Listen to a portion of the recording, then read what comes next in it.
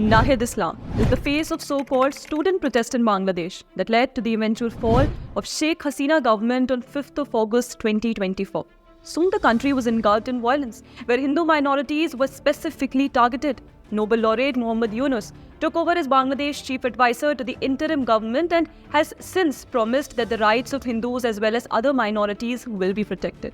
In the same interim Bangladesh government, Nahid Islam, the face of violent student protests, is the information and communication tech advisor. In a recent interview to Indian daily The Indian Express, he said that his interim government is working on plans of judicial, police, civil bureaucracy and other such reforms. Apparently, the Bangladesh army-backed interim government sees this as a move to get rid of Sheikh Hasina loyalists from the institutions. Quite a way to reinstate so-called democracy, right? Regime changers for long have used student protest as a facade to stir dissent against the ruling dispensation because of the deeply imbibed romanticization of revolutionaries. Students protesting strike a chord amongst average citizens who find the demands very relatable and less political because of the perception they carry. It is no surprise that since 2014, India too has seen various student protests against the Modi government, some of which has turned violent.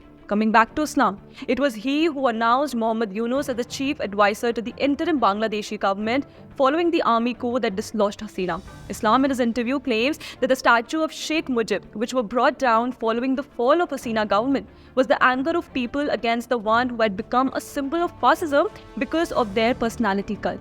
Let it be known that it was Sheikh Mujib who led erstwhile East Pakistan to liberation and formation of Bangladesh, an independent country in 1971. He, along with most of his family members, were later assassinated by Bangladeshi army in 1975.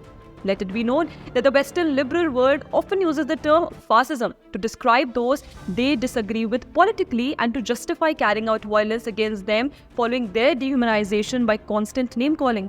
Nahid Islam has learned the art pretty well in what appears to be a veiled threat to India.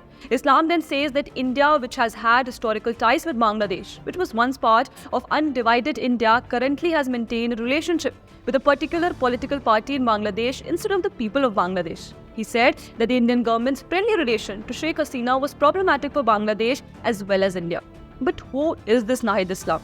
As per various media reports, Islam is born in 1998 and studies sociology at Dhaka University and claims to be a human rights defender. Interestingly, he hasn't quite had much to talk about the rights of Hindus in Bangladesh, who were recently persecuted during and after the violent protests he led against Sheikh Hasina. He's also one of the national coordinators of Students Against Discrimination movement in what appears to be a lead straight out of India's professional protesters who prop up such unless students as the voice of youth to bring down the government. During the protests against Sheikh Hasina government, Islam had threatened that the students had picked up sticks but would not be afraid to pick up arms in future.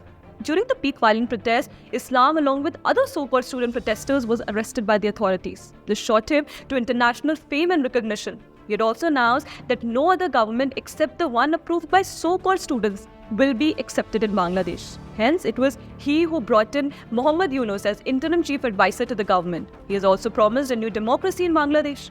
Considering Sheikh Hasina, a democratically elected prime minister, was unceremoniously removed by the country's army following violent protests led by him, it is quite a statement to make. However, it is quite curious that among so many protesters, it is Nahid Islam, a 26-year-old sociology student from Dhaka University, who is the face of so-called revolution.